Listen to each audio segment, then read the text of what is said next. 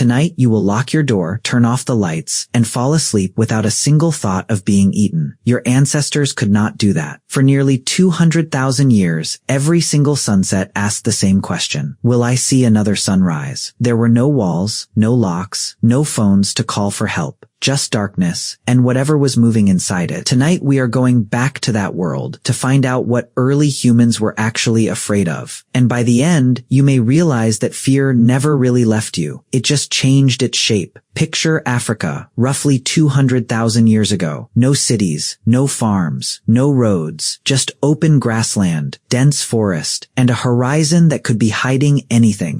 Early Homo sapiens lived in small bands, maybe 20 to 50 people, with nothing but sharpened sticks, stone tools, and fire that had to be carried, fed, and protected like a fourth member of the family. Compared to the animals around them, humans were almost laughably unequipped. No claws, no fangs, no fur thick enough to survive. A cold night, no speed to outrun a sprinting predator. A single human alone was slower than a hyena, weaker than a leopard, and far less armed than almost everything that wanted to eat them. Survival did not come from strength. On a continent full of expert killers, early humans were, in purely biological terms, closer to prey than to predator. It came from groups, from tools, and from something far more powerful than muscle, the ability to remember danger and pass that memory on. So what exactly was out there? As early humans spread out of Africa and across the world, the cast of monsters around them changed with every region they entered. In Africa and parts of Asia, giant hyenas larger than any wolf today could crush bone with a single bite. In Ice Age Europe and Asia, cave lions, larger than the lions alive today, hunted in coordinated groups capable of bringing down prey many times their size.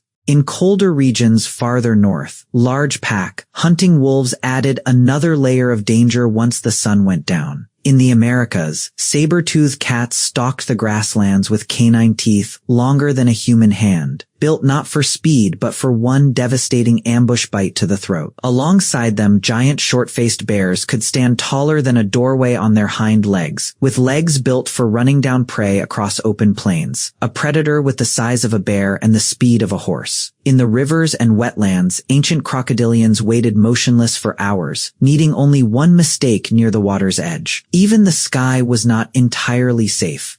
Some researchers suggest large birds of prey were capable of snatching small or vulnerable animals, possibly including unattended human children, though this remains debated. Every single one of these animals could kill a human in seconds, and humans had no natural weapon that came close to matching them. No venom, no claws sharp enough to matter, no armor, and no muscle that could win a fair fight against any of them. The only real defense early humans had was each other, and the discipline never to wander alone. But the most universal fear was not a single animal. It was the night itself. Fire gave light, but only for a few meters. Beyond that small circle of orange, the world disappeared into a wall of black. Every snapped branch, every distant growl, every rustle in tall grass had to be treated as a possible threat because the cost of ignoring a real one was death. Humans evolved exceptional night vision compared to many primates, but it was still nowhere near enough to compete with true nocturnal hunters. So the brain adapted in a different way. It learned to fill in the blanks.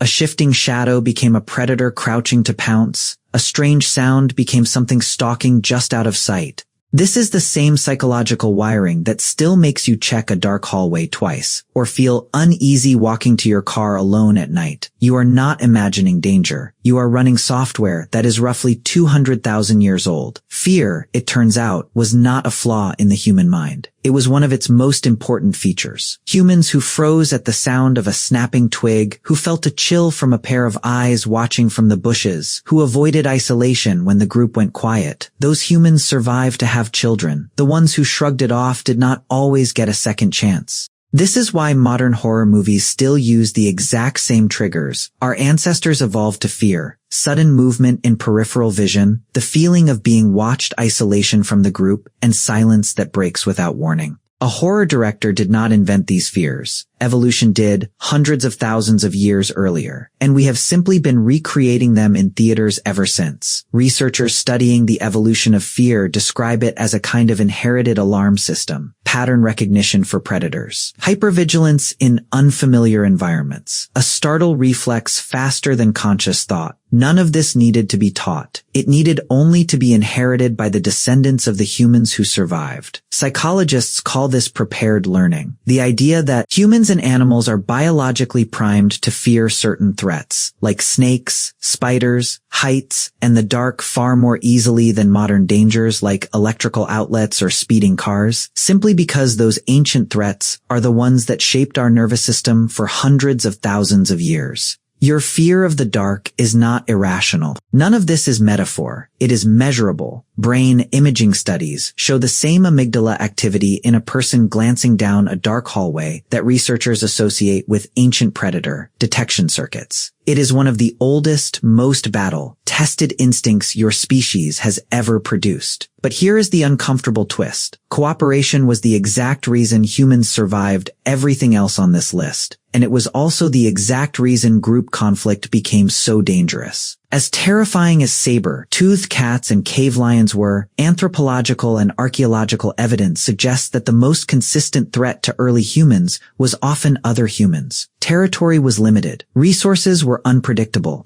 A bad season could mean starvation, and starvation makes neighboring groups dangerous in a way no predator ever was, because humans could plan, ambush, and retaliate. Skeletal evidence from multiple prehistoric sites shows signs of violence between groups, long before anything we would call organized warfare existed. Unlike a lion, another human could track you for days, remember a grudge for years, and strike exactly when you let your guard down. In a strange way, the most dangerous predator early humans ever faced looked exactly like them. So when you turn off the lights tonight, remember this. The walls around you are new, the locks are new, the electricity is new, but the part of you that listens a little closer when something moves in the dark, that part is ancient. It was carved into your nervous system by thousands of generations of humans who survived because they were afraid of the right things at the right time. Their world is gone. The saber-toothed cats are gone, the cave lions are gone, but the fear they left behind, that is still very much alive. It is sleeping quietly inside you, waiting for the lights to go out.